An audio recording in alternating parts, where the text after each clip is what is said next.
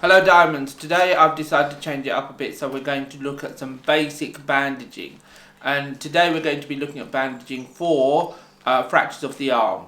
So I'm going to walk and talk you through that. What we need to do is make sure that the arm is stable in case you need to move the casualty and get them to hospital. Obviously, if the ambulance service is going to be quick, what you can do is you can just sit them still and call for help. But in the case that you have to move them, maybe you're in a remote location, help is going to be 6 hours away or something ridiculous, or you have to move them yourself in your own vehicle, it might be a family member, then you've got this opportunity.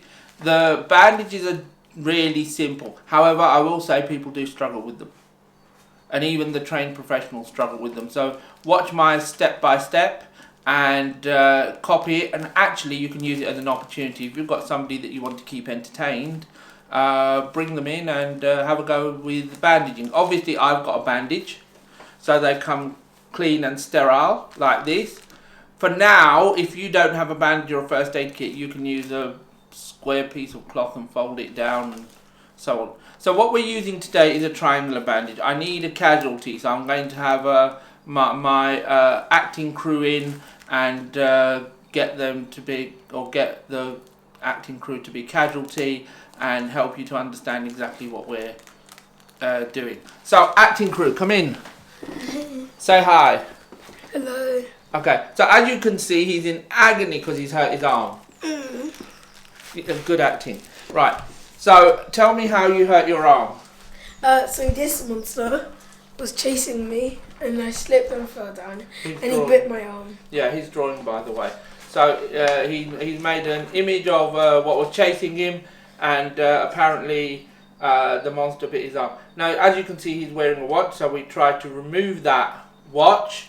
But if they don't let you, then you need to consider keeping that in place. Remember, all treatment is with consent. So if you're going to treat the casualty, you need to have their consent, and if they're not consenting, you can't do that bit. And this has to be done with extreme care because you really don't want to disturb any fractures that are there.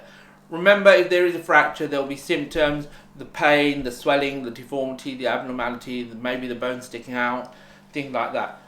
So, would you like to sit down? Yes. Good. And what's your name? Udonna. Udonna. So for those of you that are first aiders, I'm just showing you the conversation that you might have as well with your casualty, letting them know your name and that you're qualified first aider, and being confident with what you're doing so they get that sense of I'm in safe hands. Alright, here's the triangular bandage. So you saw how it was. Now you can see how it is when I open it out completely. You see, that's why it's called a triangular bandage, because you have a triangle. Tip to remember: point, if you think of that as the head of the arrow, point to the joint. Point goes to the elbow. Right. At the moment we're going to do a support sling. Support sling goes under the arm. And maybe next time, or maybe if this is too long, we'll do it next time. We'll do an elevation sling, or if we've got a short video, we'll do elevation sling just now. So this is a fractured forearm, so forearm, upper arm dislocation. You can use a support sling. Okay, what's your name? Udonna, well done. I'm just checking that he's coherent and he can recall facts and he hasn't gone into shock or anything like that. So I'm talking to him constantly and I might ask him the same question twice. Right, you know what we're going to do, we're going to support your arm with this dressing so that we can move you. Right? Because at the moment it hurts when you move, doesn't it? Yeah. How much does it hurt? A whole lot. Is it ouch or is it double ouch? Double ouch. Okay, fine. So the trick is to put the dressing on without moving his arm. Watch. I've taken one end, look, and I'm going to weave that through the arm. I haven't moved his arm. Obviously, for safeguarding, you talk to your casualty and say, do I have your permission to place this dressing? It depends on where you are. Some places, some countries wouldn't even worry about that. They'd be concerned about the casualty's welfare. Here in the UK, you have a safeguarding culture, so you have to have permission, consent, and all those things. As you can see, the point is to the joint. I've draped that over his shoulder. I'm going to pick up the other end You can get the casualty to help, alright, but I'm not going to. I'm just going to pick up the other and tell me if it hurts. You don't know. Right. And then put it over the other shoulder. So right now it looks a bit tacky, and what I'm going to do, loosen it off and bring it across. All I now need to do is tie it off at the back. It's like a shoelace knot. And the reason we do a shoelace knot is because we can pick it out again.